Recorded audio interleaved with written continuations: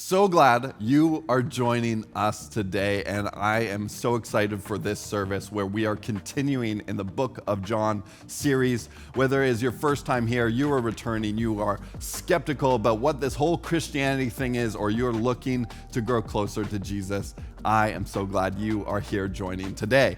And I want to make sure that you get everything out of this service that you can and being part of Village Church, whatever that looks like for you. So a couple of exciting things. The first one is our Village classes. Our amazing team has developed this entire resource called Village Classes. And you can check all of that out by going to classes.thisisvillagechurch.com. Here you'll find amazing classes all about different things, different books of the Bible, diving deeper, all about what this looks like to grow closer to Jesus, what it looks like to grow in community. These are all classes that you can do in a couple different ways. One is maybe you're by yourself, maybe you're a lone wolf just wanting to tackle these things and dive deeper into them. You can go ahead and do that. But maybe a better way is to do this in community. So if you're part of a community group, you could do that, or maybe you could start a group and actually go through this content and discuss it over a series of weeks. So if you have any questions about that, I love to just talk to you and help you figure out what is the best way that we can make Village classes work for you. So reach out, go to thisisvillagechurch.com/connect with us, and we can start a conversation. The next thing I want to let you know about is our family content. We have Village Kids and Village Youth content coming up every single week. Our team is amazing. You're going to want to meet the team that puts on these stories and these lessons for your family. So check that out by going to villagekids.online. There you'll find gospel-centered content talking all about Jesus, or you can go to villageyouth.online and see content for your teenagers. And so I just encourage you. This is amazing content. It's not just something that you can plug in and just have and put down in the front of the TV, but this is actually content that you can engage with them, because we have parent lessons and resources along with that content every single week to start conversations in your house. So check that out. It's going to be amazing. Now, for the service today, we are going to go into a time of worship. And I just want to encourage you, this isn't just songs that we sing because they're amazing musicians and singers, although they are, but it is a time to actually engage and focus in on Jesus. The fact that he is the God of the universe, and he came to earth, he lived a perfect life, he died on the cross, he rose again so that we could have a relationship with him. So I just want to encourage you, as we sing these songs, focus in on Jesus and who he really is. Our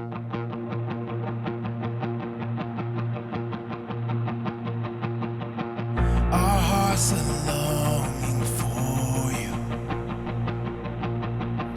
the living God, to take his rightful place, enthroned upon our praises. Now receive the glory none can take. Our hearts are desperate for you. Oh Lord, we long to see your kingdom come. Heaven alone we seek you.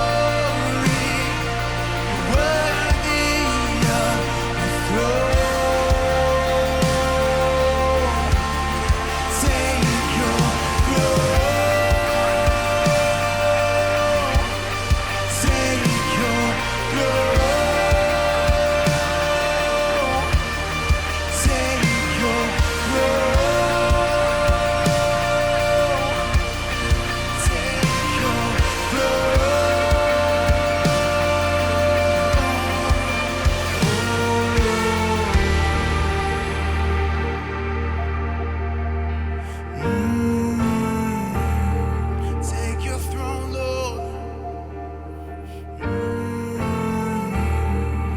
Jesus.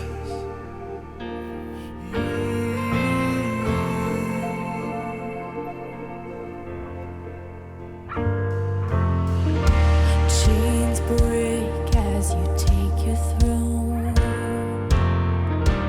Lies fade as you take your throne. Hope reigns as you take your throne. Hell shakes as you take your throne. Chains break as you take your throne.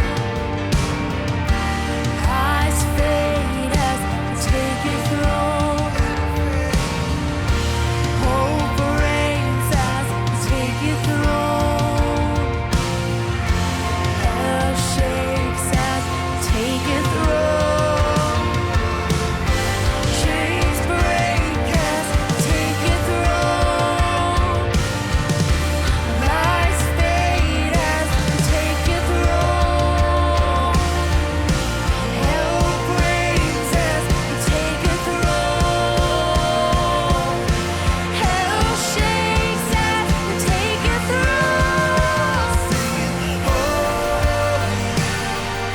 Jesus, you are holy, King of endless glory, worthy of the throne.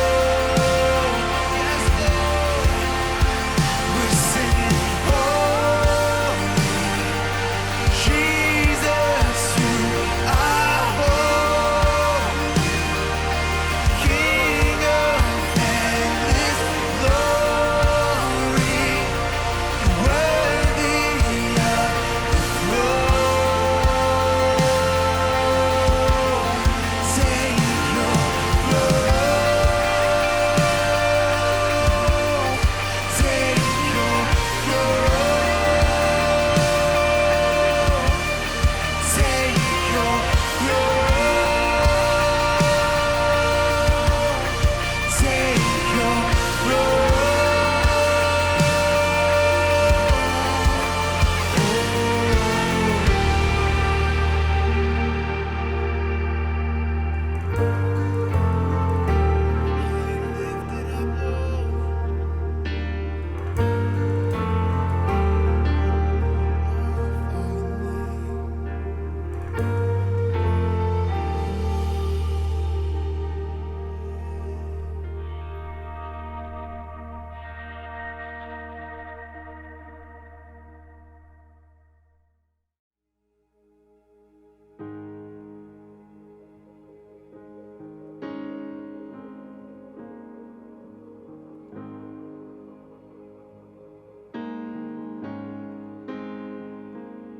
You bring life to the barren places, light to the darkest spaces, God. It's your nature. You bring joy to the broken hearted, hope to the one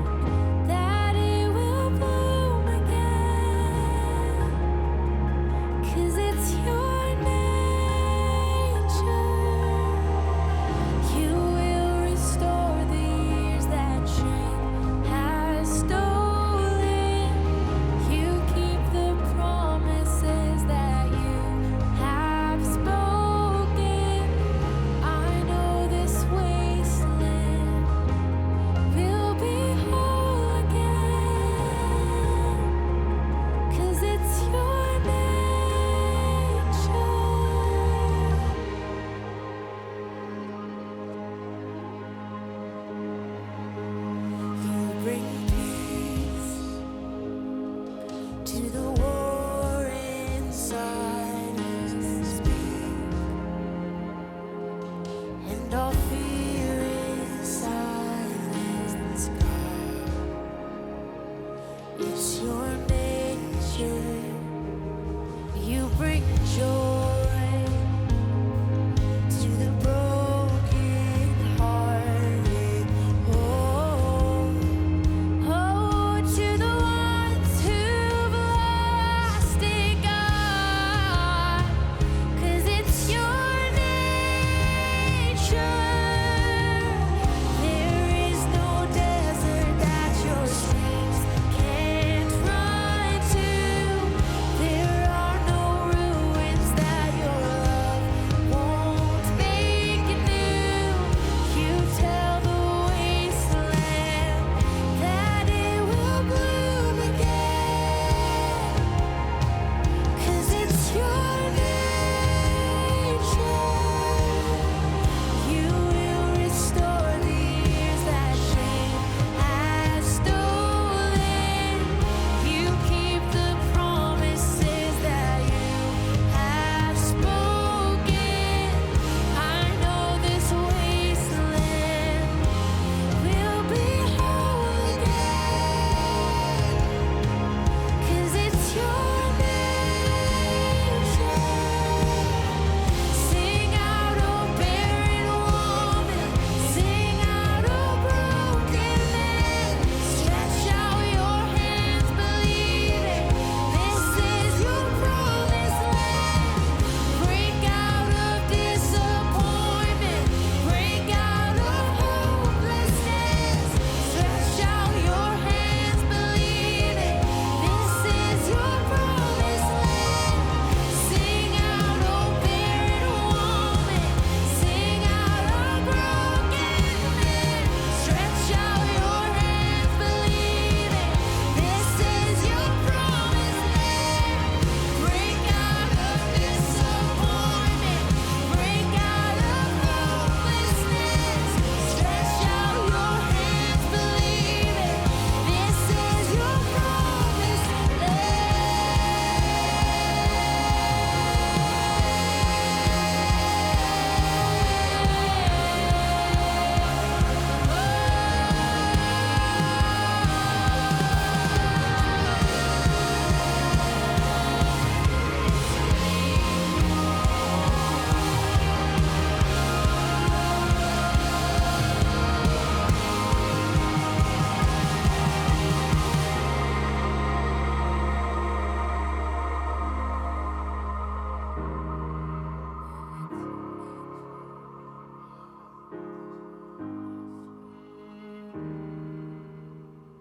There is no desert that your streams can't run to.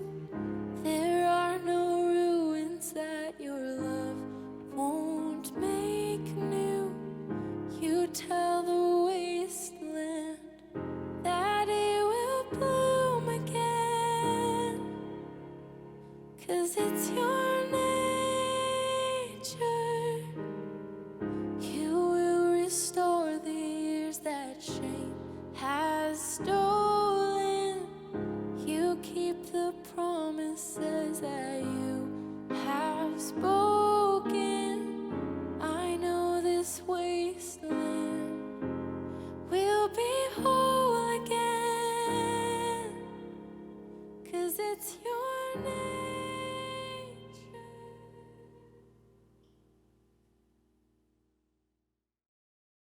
Hey, Village Church, Pastor Jeremy here, and I'm joined by Pastor John, and we have another update for you.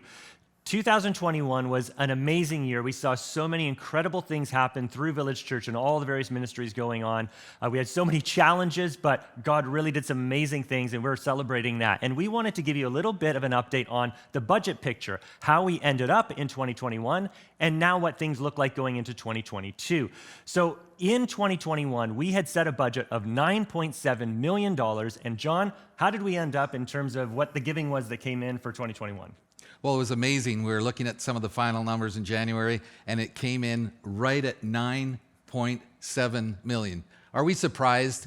Thank you, thank you, thank you. God just moved in all of your hearts in many ways, and it came literally almost to the dollar at 9.7 million. Yeah, that's incredible. And thank you for your generosity and your partnership and investment in what God is doing through Village Church. I mean, you are the ones that are making that happen. sure. And John, that was a pretty sizable increase in budget in 2021 from the year before, right? Yeah, it was about, I think, a $1.1 million increase over 2020, because we were planning on an opening earlier and planting sites, which we've done a lot of that in 2021. But yes, it was already a step up by, 13, 14%. Wow. Well, it's a testament to your faithfulness and commitment to the ministry going on around here, because, that kind of an increase during a COVID time and pandemics and all this sort of thing, man, we are so thankful for you and your generosity. Now, looking at 2022, like I've said before to you, we are full throttle going ahead with all of the things that we believe God has put on our strategies and our hearts for where Village Church needs to be doing ministry in this year. So that includes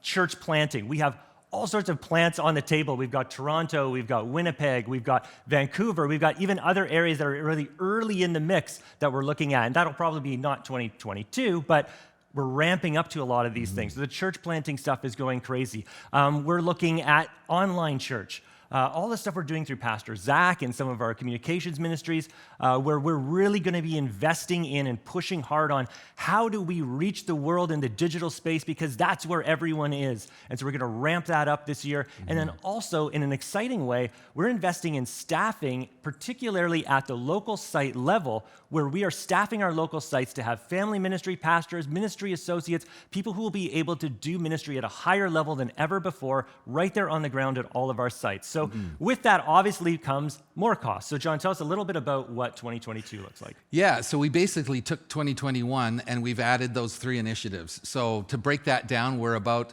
over $2 million more is our stretch goal for 2022, because we have all of those things Jared was talking about. So to break it down, it's about $1 million into Toronto for the 2 sites that are coming there, one opening very soon. Another $400,000 between Winnipeg and Vancouver, so that's about 1.4.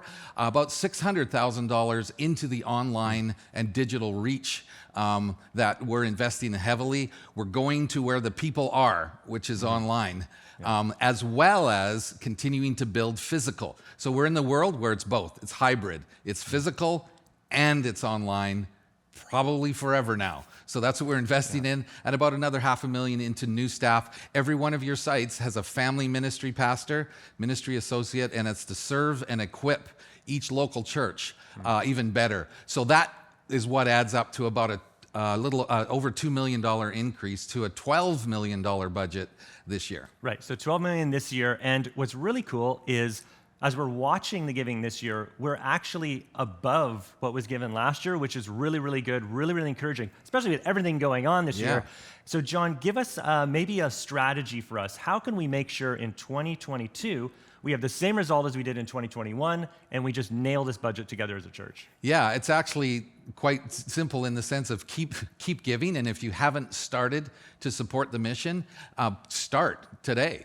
But one really practical way is we challenged is to increase your giving by 1%. What that means is you take what you give to Village and divide into your household income. That's the percentage that you're giving to Village. So you may give 4%, you might give 20%, you may give 0%. Now's the time, bumping up by 1%. Start. If you're not starting, try 1%, try 5%. If you're at 8, try 9.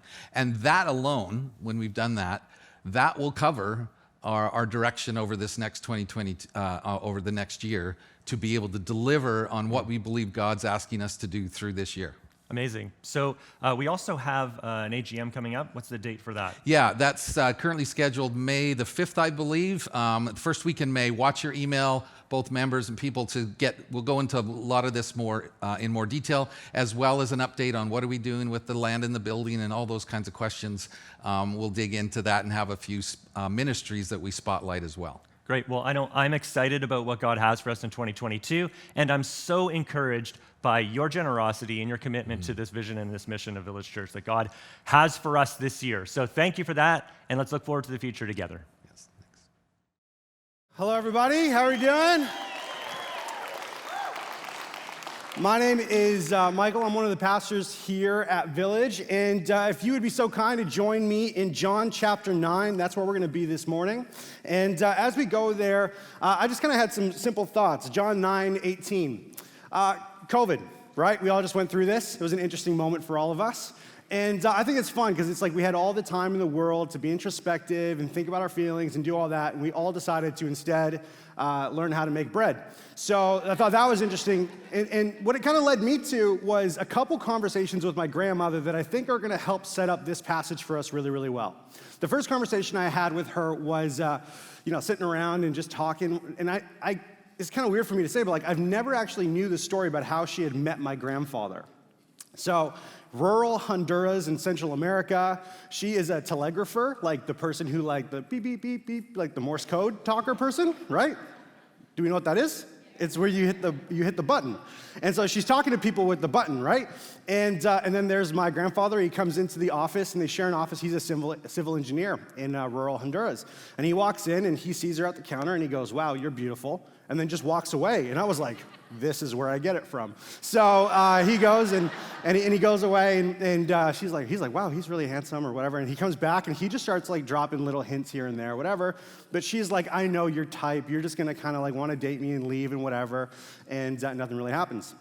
One night in their kind of rural community, a huge storm hits and all the electricity goes out. And so her mom goes and sends her to buy some candles. And as she's walking through, it's kind of sketchy. There's rain everywhere and there's this ravine. And she can't really find her step. And as she's about to step in a place that she shouldn't step, a light all of a sudden comes out of nowhere and shows what's in front of her. And there's my grandfather with a giant flashlight showing her where to walk, right? Come on, that is sly, right? And I think that's a pretty interesting illustration for John when he talks about this light showing you where to go. It's really present for you and like all this this illusion. Think about the cartoon, right? The light bulb goes on. It's like this thing happens for you that all of a sudden you begin to believe in stuff that you might not have believed in before, or you know the direction into which you are going. And John's going to use this light illustration all the time. Look at John chapter 1. He says this: "He came as a witness to bear witness about the light, that all might believe through him. He was not the light," this is referring to John the Baptist, "but came to bear witness about the light. The true light, which gives light to everyone, was coming into the world." Then, John 8, "Again, Jesus spoke to them, saying, 'I am the light of the world. Whoever follows me will not walk in darkness, but will have the light of life.'" Last week, Finu sermon, amazing, wasn't it? Jesus brings up again, "It was not that this man sinned or his parents, but that the works of God might be displayed in him. We must work the works of him who sent me while it is day. Night is coming when no one can work. As long as I am the world, I am the light of the world." This illustration happens, it's a red thread that John is basically taking us to all the way to here, because if you are blind, it's not just the mechanics of you not being able to see physically, but it's the same way as imagine if you walked into a pitch black room, you wouldn't be able to see anything because there's an absence of light. This is what he's trying to draw you to. The second conversation I had with my grandmother is one that I thought was pretty unique. I'm getting into all this introspective mode, and I'm talking to her about all these different things. And I say, the question comes up, like, what was World War II like, right? Because she's older, and I'm like, I want to know this. Like, that sounds so fun. And so I sit there and I go, what was it like? And she gave me a response that I had not heard a perspective of this before. And she said, "I didn't know it was happening." Isn't that wild? She's sitting there like hanging out with like cows and stuff and like in rural Honduras. No idea that one of the greatest wars to mark human history was happening at the same time. She had no clue. This whole story we're about to walk into is a conflict of belief. And the one party who thinks that they are superior have no idea what's going on. And as Jesus walks us through this conversation, you hear this kind of outline of this investigation that's happening from the Pharisees towards all of these different individuals, and you begin to realize that the blind man, who you thought was the victim of the story, really the whole thing flips on its head, but we'll see how that works out pretty soon. Here we go. John chapter 9, verse 18 to 34. "The Jews did not believe that he had been blind and received his sight. until they called the parents of the man who had received his sight and asked him, "Is this your son who you say was born blind? How then does he now see?" His parents answered, "We know that this is our son and that he was born blind, but how he now sees we do not know. Nor do we know who opened his eyes. Ask him. He is of age. He will speak for himself." His parents said these things because they feared the Jews, for the Jews had already agreed that if anyone should confess Jesus to be Christ, he was to be put out of the synagogue. Therefore, his parents said, "He is of age, ask him." So, this miraculous thing happens. The Pharisees go to the blind man, they interview him, he gives them a response, and now they go, "That's not good enough, we're gonna go and we're gonna talk to his parents." And it's so funny the way that they approach his parents, the way that they talk to him. It shows you that even if they don't believe in what's going on, they still have a ton of questions. They still wanna know what's but they're doing it in such a way where it really it marks that they have no idea what is going on. The reason why I say this is because as a kid, I still love watching the TV show House. Have you ever seen House before? It's the same episode every single time, okay? Person gets sick, they fall down. My spleen, right? They do that, and then they bring it to House, and House goes, "It's lupus." He says it every single episode, it was never lupus, other than maybe one time, right? And then they go through this whole dramatic thing, oh my goodness, and then this light bulb moment happens in his brain in the middle of the episode, and then they heal this person. And it's after doing all of this investigation that they finally come to a conclusion that finally helps them do it. The Pharisees do the exact opposite thing. When they approach the parents, they've already had a conclusion before they've even started investigating. They've already made up their minds before they've even asked the questions. So this is a completely dangerous way of them doing anything in their life, because they go and they ask these questions to him, and it's not the way they're supposed to go. I had a student in youth one time. I remember we're talking about Jesus, we did this whole gospel thing, and this kid, he was huge, 6'5", looked like he could eat me in a second. And he approaches me pretty aggressively, right? So I might not look very intimidating, but I'm agile. And so he comes at me, and I was like, I could get him in the knees. I watched Legally Blonde one time. Anyway, so he's approaching me, and this girl goes, "Oh, this is my boyfriend or whatever." I'm like, "Okay, cool, awesome." And he just this mountain kid, he just goes, "Hey, I want to get dinner with you." And I was like, I've never been told by a 15-year-old that we're going to dinner before, but yes, sir, right? That's how it works. And so we go to the Original Joe's or something, restaurant, and he just starts pelting me with questions. This kid, who is Jesus? What was happening? The historicity. He starts going off on all these things. And I thought to myself in that moment, this is so beautiful to see him work all of these things out. He's asking the questions before he's coming to the conclusions. And the Pharisees actually have the very opposite response to this.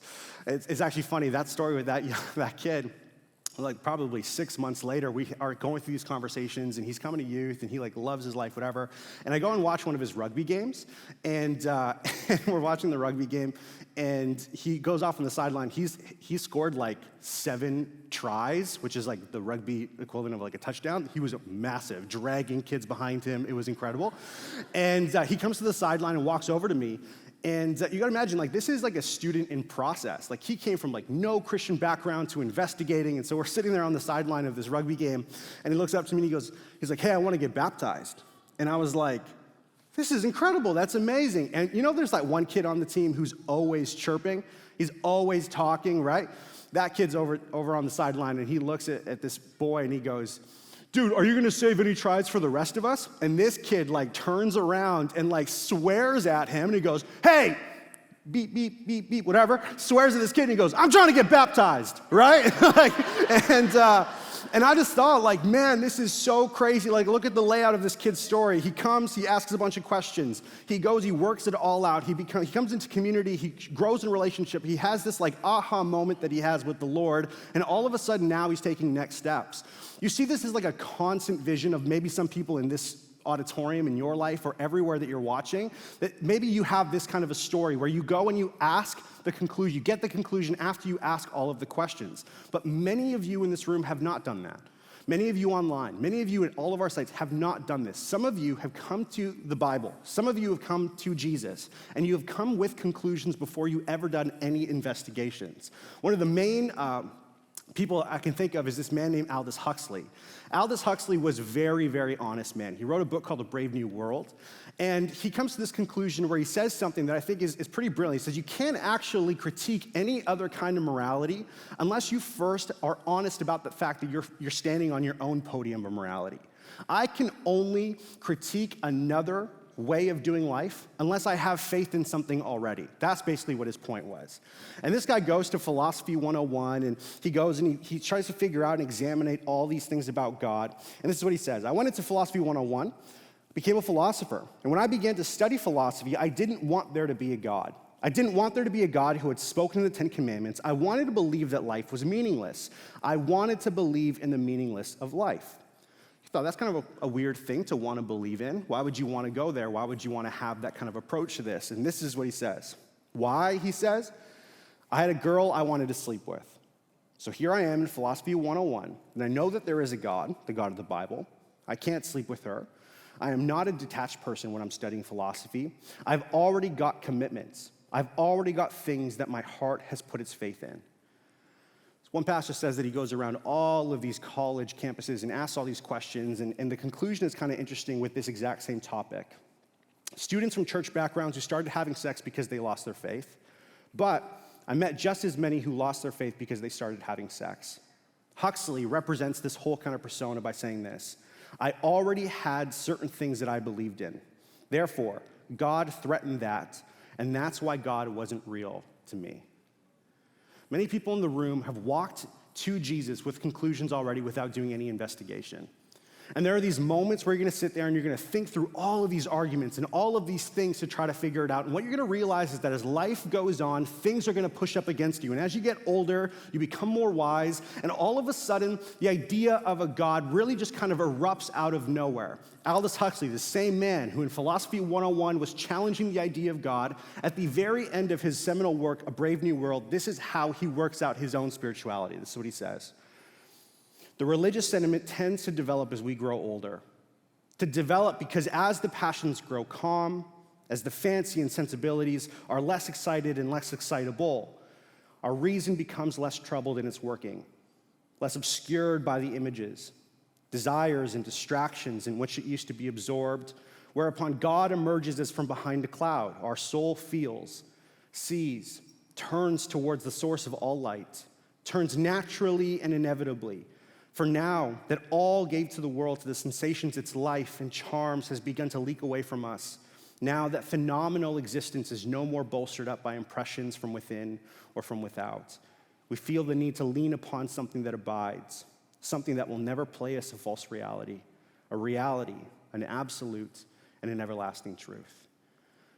This is what happens when a man begins to investigate before coming to a conclusion. These questions begin to still appear through the mouths of the Pharisees. Look at us in verse 24. So for the second time, they called the man who had been blind and said to him, give glory to God. We know that this man is a sinner. They're basically saying, fess up. Give glory to God is not like, hey, go ahead and worship. It's like, be honest in front of the Lord. Tell us the truth of all of this thing. So look at how this has already worked out. The Pharisees have gone to the blind man. They asked him a bunch of questions, didn't believe him. They went to his parents. They asked them a bunch of questions, didn't believe him. Go back to the blind guy, ask him more questions, and all of a sudden they're saying, listen, we already know the answer, just approve of what we want you to say. And it's kind of funny because in this circumstance, you see him like being put up into this conflict and this fight and this struggle, and look at how he reacts. I think this is beautiful. Verse 25. He answered, this is the blind man, whether he is a sinner I do not know. One thing I do know, that though I was blind, now I see. Whether he is a sinner, I do not know, but one thing I do know, that though I was blind, now I see. I'm thinking about my life in the midst of this opposition. Someone comes to me and says to me, hey, I don't actually believe anything you're going with. Like me, if I'm completely honest with you, like, totally, me neither, right? Like I would just melt in front of them. Like, I have to come to my own cowardice when it comes to these moments of opposition where people are like pushing up against the things that I really truly believe in, and I have to find myself struggling with what I would do.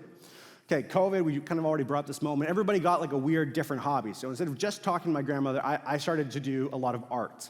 And online, there's this guy, his name is Kenny Beats. He's like a producer, a music producer for like rappers. So, to be cool, he did music for JID, Denzel Curry, Vince Staples. All the young people are like, you're cool. And I enter into this like kind of art competition or whatever, and I win. I win the whole thing, right? It wasn't even very good, but I win the whole thing. And all of these, like, you gotta imagine, like these 18, 19, 20, 21-year-old rappers are now contacting me to do their album art, right? And it's like the funniest thing I've ever seen. Like this one kid was like, I just want an album art that makes me feel like I'm on mushrooms. And I was like, what is happening right now, right? Like, this is the weirdest. And then they go, so I make them art, not that one, I make them different things, whatever. And then they go like, what's your Instagram? Because they want to like post that I was the person who made it or whatever. And my Instagram, like in the bio, it says like Jesus Village Church, and then like the college I went to or whatever, right? And I was like so embarrassed, right? I was like, oh my goodness, like these 19, 18-year-old rapper kids are not gonna think I'm cool anymore because I'm a pastor, right? Like that's, like doesn't get you into the cool thing. And I was so embarrassed. And I had to be like really honest with myself, going like, man, in some spaces, I'm like a huge coward. I'm challenged by this young man sitting there blind for his whole life. The people who he's looked up to are now challenging him, and he goes, hey, listen, all I know is what happened. That's all I know. Some of you, when you face opposition or talking to people who do not know the Lord, you have a bunch of other reasons why you're hesitant. For some of you, it's I don't know that much about the Bible. I actually don't know a ton of theology. And the reason for you, like I really want to set you free from is, listen to the way this guy responds. Whether he is a sinner, I do not know. One thing I do know, that though I was blind, now I see. He's totally okay with not knowing stuff. And I think that has to be the same way with us. Stop focusing on the stuff that you don't know and go back to the things that you do know. As you're having a conversation with someone, what are the things that you know about the Lord? And just tell people that. Okay, well, what do you think about the book of Revelation? What are you like, dude, I do not know. It's kind of scary. All I know, Jesus came down, God became flesh, lived a life I could not live, died on my behalf, and raised us all in victory through his resurrection. That's all I got. That's okay. You don't have to have all the answers. You don't have to know all of the things. And listen, let me be very, very clear with you. What is more important about the Christian witness is not that you have a great human argument. The thing that will make it work for you as your great witness to the world is not that you have a great human argument, it's that you become a transformed human being. When people see someone just so, like you used to be this and now you're this, all of a sudden everything goes off for them, like what is going on? That's what making them question everything. This guy's sitting there going, you used to not be able to see, and now you see what happened. And he could have gone off on all the philosophy and all the theology. He could have gone off on all these different things. But the thing that intrigued them was not this great eloquent word or speech or recited thing. No, they saw a human being different. The greatest thing that you can do for the people who do not know the Lord around you, the people who you want to see know him, and this should all hit us. Right, a couple days ago, I moved into downtown Vancouver, and I was shocked we were sitting there all over, like I'm walking my dog. There are 100 dogs to one baby down there. It's insane. I saw 100 dogs, and I saw half a baby. Like it was I'm just walking, and I'm like, these are the people. Every single one of them. And the best thing I can do for them is not sit there and do this. Like, this is amazing. Preaching the gospel is incredible, of course. But what I need to do is be an example of personal holiness. What I need to be is someone who actually lives the things that Jesus says for me to live. You have to have this encounter. You have to have this moment where he becomes real to you. I was blind, but now I see is every single one of our stories, or will be our story, hopefully. That's what I'm praying for. You have these moments where everything within you changes and you see these people and you go, what's the best thing I can offer them? The best thing I could offer them is someone who truly loves Jesus and have him reorient everything within me. You know these moments where everything becomes realigned to the top. I got super into F1 during COVID because you're so bored, right? This is just me telling you the last 2 years of my life, I think, this sermon. And there's this moment where, people are crashing all over the place and doing this or whatever. There's this one particular race where this car, slips on a turn and hits the boundary. The car splits in half, and the whole thing erupts into a fireball, right? And the driver, imagine watching this live, the driver is sitting there, and for 2.5 minutes, he's like inside this fireball within the car. And you can imagine the fear, like everyone's like freaking out, like what is going to happen? And it's crazy watching the documentary afterwards because he's talking in this kind of like confessional thing. And as he's talking, he says, as I'm sitting there, I look to my left and there's fire. And I look to my right and there's fire. And I say to myself, this is where I'm going to die. And once I said that to myself, all of a sudden, the most important thing in my life started to ring true. And all I heard was the voices of my children. In that moment, I stood up, I put my hands out, and they began to burn, and I did not care. I was going to get myself out. In the documentary, you see this race like official go and grab him, and he pops out of this, and he survived. And in that moment, what was the most important thing for him rang true. That will happen for you. It will happen for you. I'm hoping because as Jesus goes and he works constantly with every single one of us, this moment will ring true where the experience of his just audacious love for us will rework who we are. My story, 15 years old, came back from a youth camp at a church that I used to go to. I was in the middle of high school, and all I wanted to do was be popular and cool and be validated by my peers. And so I remember I sat there and go to this party right after I come back from this camp, and everyone's drinking and whatever, and I just get hammered. And me and my mom had kind of an agreement of when I was supposed to be home, so I'm like, oh my goodness, how am I gonna get home? So I end up walking home. And I grew up in kind of the Wally area in British Columbia, and it's kind of sketchy, right? So I was my shoes were giving me blisters, and so I'm this 15-year-old drunk kid walking home with my shoes in my hand. It was a really weird moment. And I get to my door, and I'm I'm not gonna be able to pull this off. She's gonna know that I've been drinking and whatever. And so I try to put on my best, Leonardo DiCaprio performance and really pull this off, right? So I settle myself, I go, I'm walking up the stairs, and I'm kind of stumbling up the stairs. She is sitting on my bed, my mom, and she looks at me, and as soon as she sees me, she begins to cry. She says a line to me that means nothing to you and means everything to me. And she said, I never thought that my son was going to end up exactly like my father.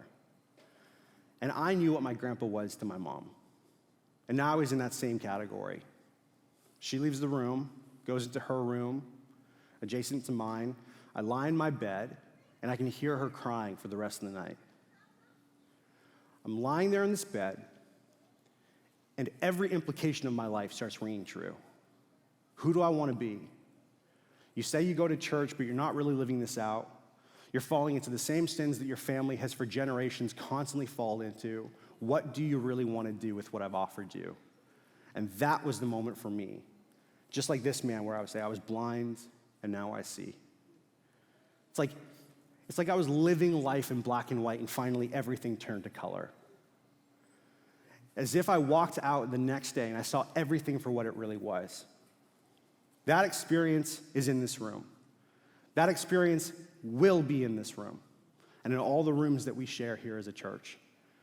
I was blind, but now I see. He has the power to do something that you could never possibly imagine because he's the one who went down, who spat in the mud and put it into that man's eyes. He was the one to get the acclaim. He was the one to be famous off of this miracle, and he did it all. The same goes for all of your core deep issues. He became the sacrifice. He became the priest, the mediator, the redeemer, the alpha, the omega, the first and the last. There will be no mix-up at the end of this of where your salvation came from, and it was from him and him alone. He is the one. Let me remind you, Canada, that Jesus is living and active. He is not dead. He has risen long ago, and being alive, he to the very highest exalted heavens is reigning and ruling.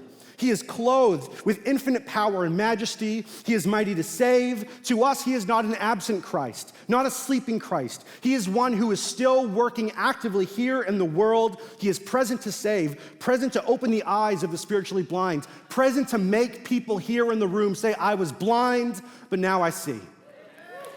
This is the Jesus that you and I follow.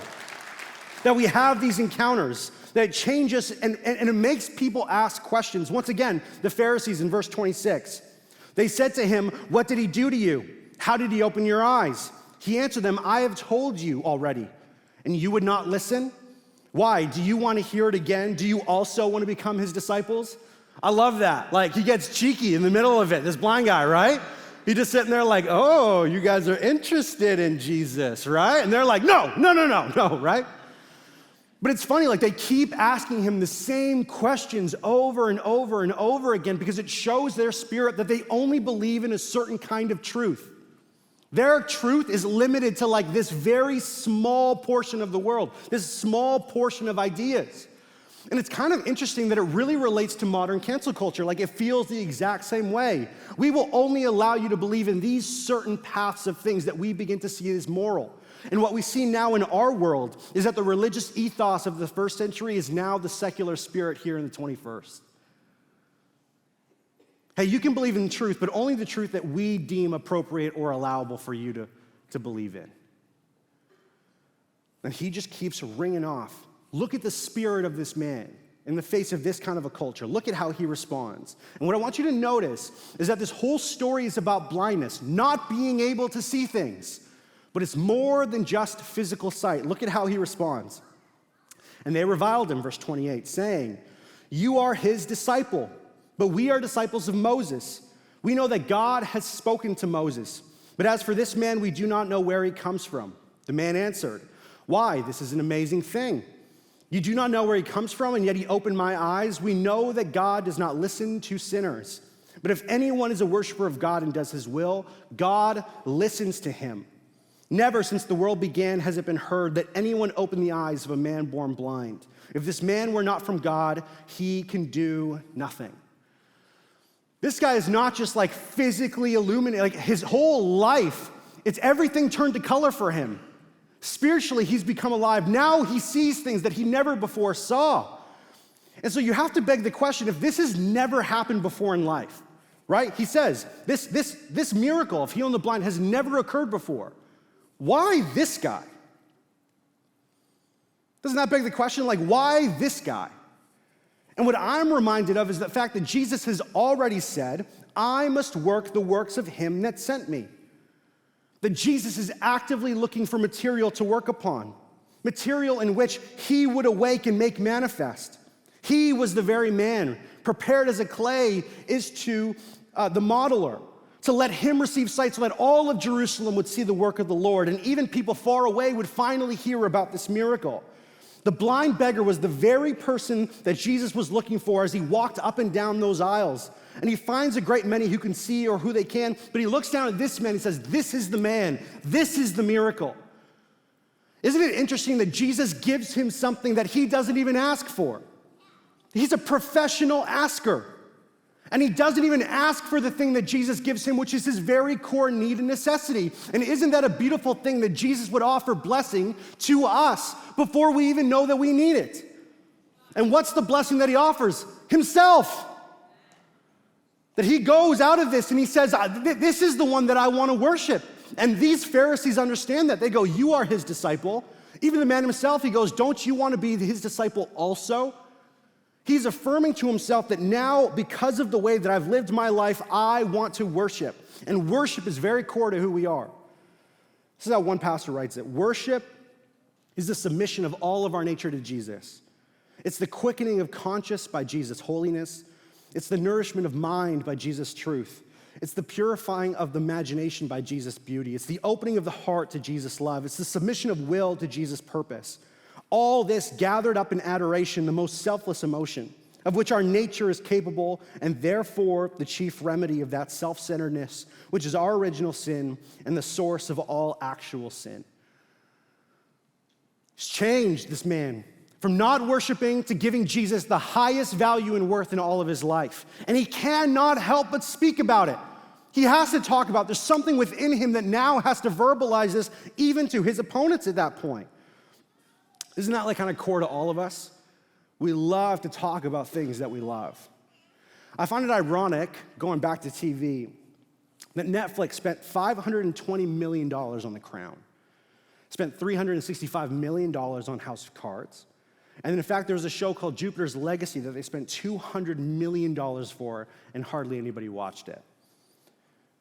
And they spent $21 million for Squid Games. The biggest show in the history of their streaming channel was the one that they paid the least for, and every single one of us talked about it to every other person that we knew, right? There's something about verbalizing that completes this emotion that we have towards something. C.S. Lewis describes it this way. I think we delight to praise what we enjoy because the praise not merely expresses, but completes the enjoyment. It is not out of compliment that lovers keep on telling one another how beautiful they are. The delight is incomplete till it is expressed. I think there's a couple implications here when you see this blind beggar. One, have more grace for people, because that moment where Jesus finally encounters them may be just ahead of them. Two, have grace for yourself. Think about the moments in your life where you've beat yourself up and you said, I'm not worthy of whatever that thing is. And realize that the I'm blind but now I see moment might still be ahead of you. If you are someone who's still struggling with those things and that has happened behind you, then you have to remember this moment. Bob Goff is an amazing speaker, writes some good books or whatever. He says this line, and I think it's so important. You know, I took like grade 11 English in summer school, and the thing I hated the most in like writing papers or whatever was the teacher would always go, you got to do a rough draft, right? I'm like, a rough draft? I just want to be done, right? Like, just get out of here. Let's just do it in one take, you know?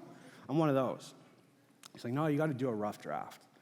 You're sitting there and you're like writing, my name is Michael, right? You know, you start doing the thing.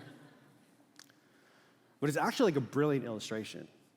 This thing that starts and constantly is becoming improved upon by like an author who is working on it. I think you have to sit back and remind yourself that you're just a rough draft of who you are becoming. The author is not you. If you're someone who's had this moment, I'm blind, but now I see, he is the author. And in theology terms, in the fancy language, we call sanctification. That he is the one who is working to make you exactly who he wants you to be. He has this unbelievable nature, Jesus does, that only he could do. That's why everybody's caught off guard by him. Have you ever noticed that nobody in the history of the world, Discovery or Nat Geo or whatever, has never come up with what Jesus should have said? You ever noticed that? They never said he should have. It's like people are just like stuck in awe with who he is. So one person writes it, no one has ever discovered the word Jesus ought to have said or the deed he ought to have done. Nothing he does falls short.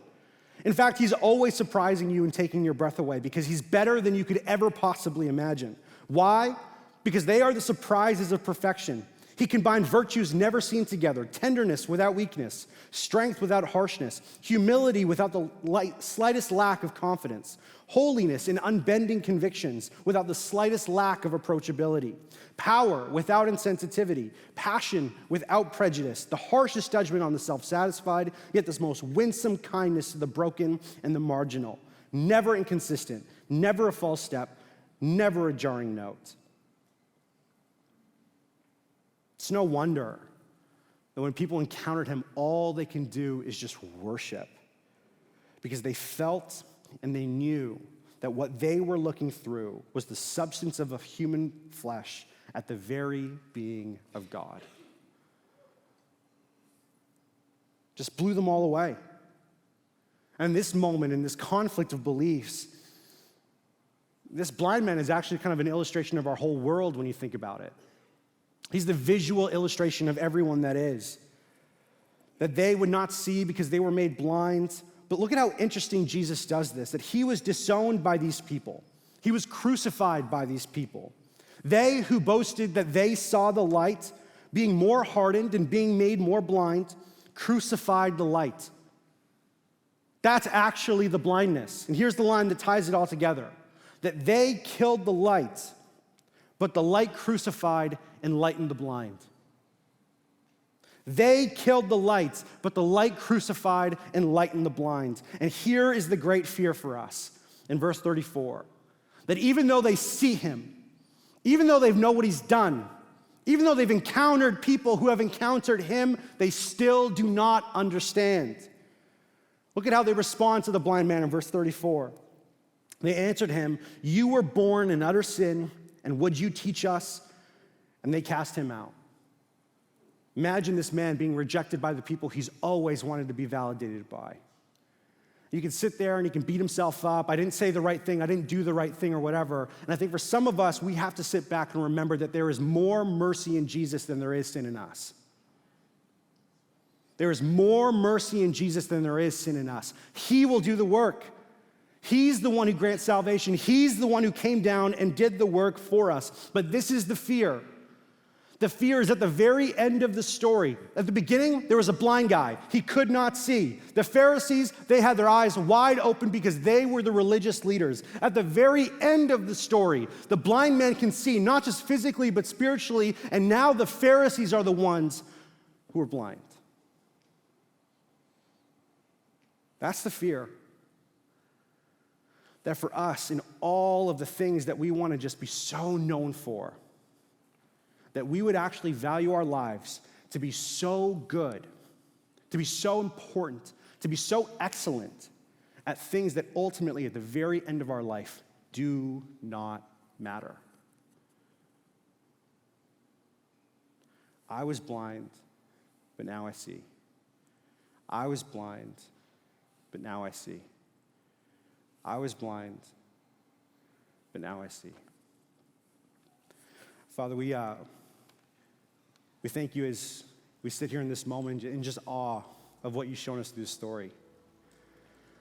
Is that you've walked through all these conversations with people who are fighting with this belief of things that are ahead of them, Father, and you just have made it work. You've healed the people that needed to be healed. That for most of us, it's not physical blindness. It's a deep issue with sin that you were going to heal. For most of us, it's this encounter in this moment that we're still longing for. And Father, I pray that you would just actually give this to everybody here. That you would show yourself in just such a way that they cannot look away. That they would be so moved and so shaped by you reorienting their life, Father, that they can't help but say, I was blind, and now I see. So we thank you for all of these things and the work that you'll continue to do. We pray all this in Jesus' name.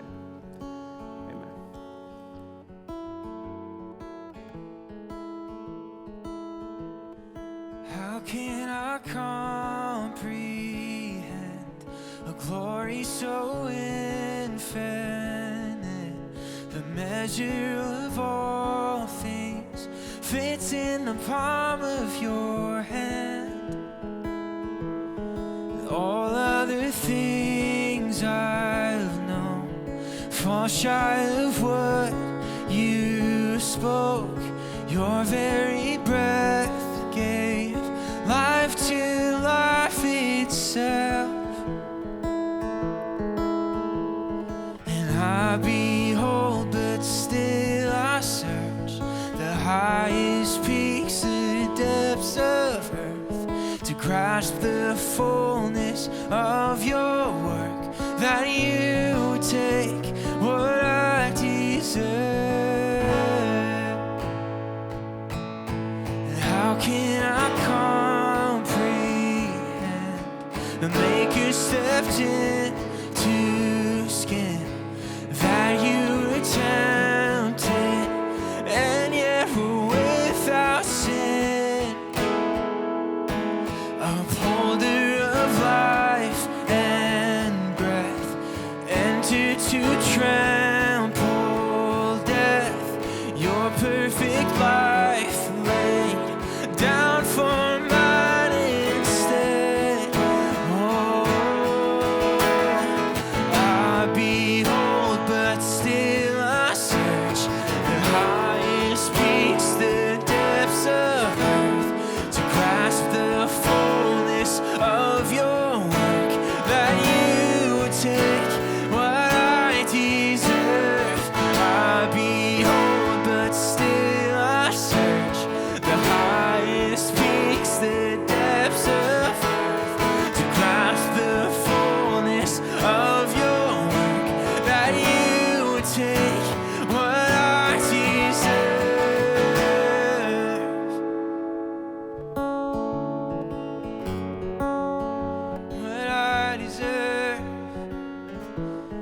took it all. What a grace. And your love has no end. I could not fathom the depths of it. Your love has no end. I could not fathom the depths of it. And your love has no end. And I could not fathom the depths of it. Your love has no end. I could not fathom the depths of it. And your love has no end. I could not fathom the depths of it. Your love has no end. Oh, and I could not fathom the depths of it. Oh, I behold, but still I search the highest peaks, the depths of earth, to grasp the fullness of your work, that you would take what I deserve. I behold, but still I search the highest peaks, the depths of earth, to grasp the fullness of your work, that you would take what I deserve. Oh, what a grace, what a love.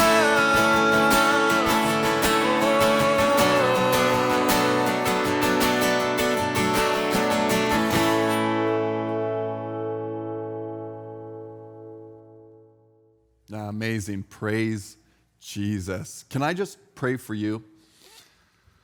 God, I ask that you would be with every single person watching this right now.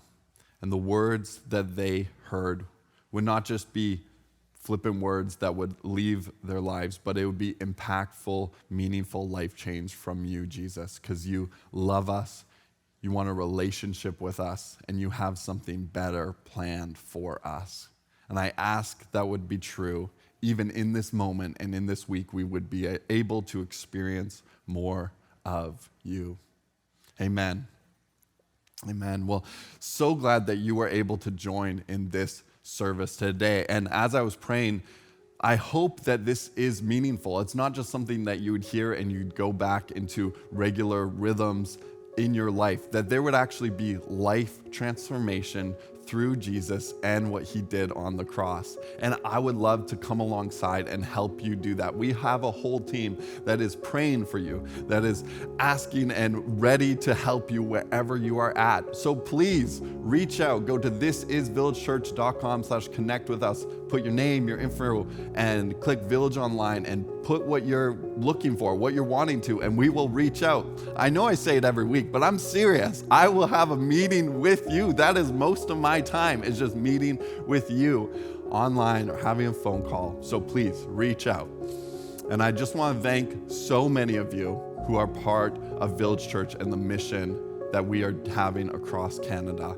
And those of you who financially, intentionally give to this mission, this makes it all possible. So thank you.